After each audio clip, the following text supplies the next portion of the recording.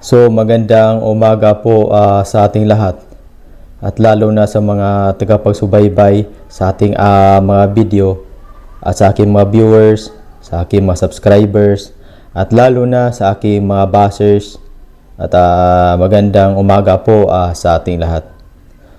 So bago po tayo magpatuloy mga par sa ating video reaction, paki-subscribe naman mga par upang palagi po kayo updated sa mga video reaction natin.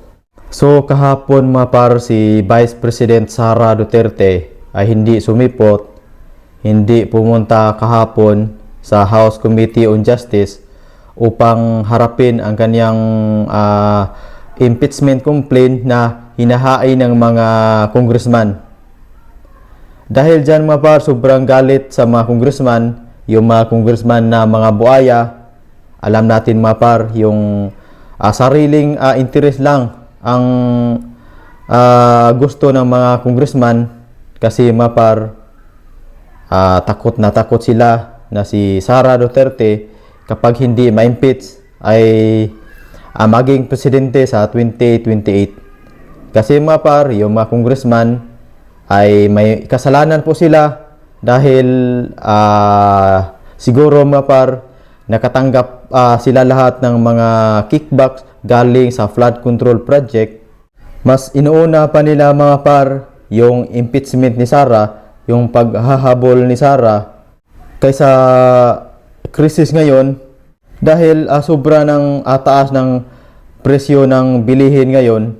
Tapos yung ginagawa nila ay impeach ni Sara, ang paghahabol nila kay Sara. Pero yung pag hindi sumipot kay Sara kahapon mga par sa House Committee on Justice, tama po yon.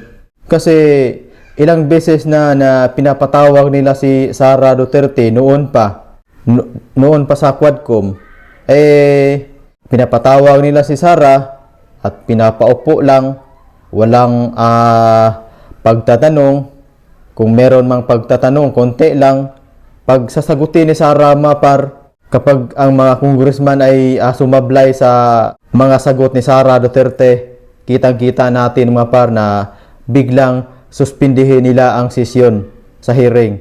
Kitang-kita po natin mga par sa mga nakaraang mga video na nagpunta si Sara doon sa hearing tapos pinapaupo lang para kunwari ipakita nila sa taong bayan na hindi sumagot si Sara. Pero ang totoo mga par, hindi nila tinatanong si Sara. Yung tinatanong nila ay yung mga staff lang ni Sara Duterte nga par. Kapag si Sara Duterte ay magtanong, kapag si Sara Duterte ay magsalita, pipigilan po nila kapag sila ay sumablay. Tapos suspindihin ang sesyon. Tama lang po yun mga par na hindi sumipot kahapon si Sara kasi alam natin mga par na wala namang jurisdiction ang impeachment doon sa House Committee on Justice kasi mga par, hindi yun pwede sila ang maglilitis kay Sara Duterte. Wala silang karapatan mga par. Tapos wala rin silang matibay na ebidensya kung bakit tinatawag nila na sufficient in substance na wala namang katibayan.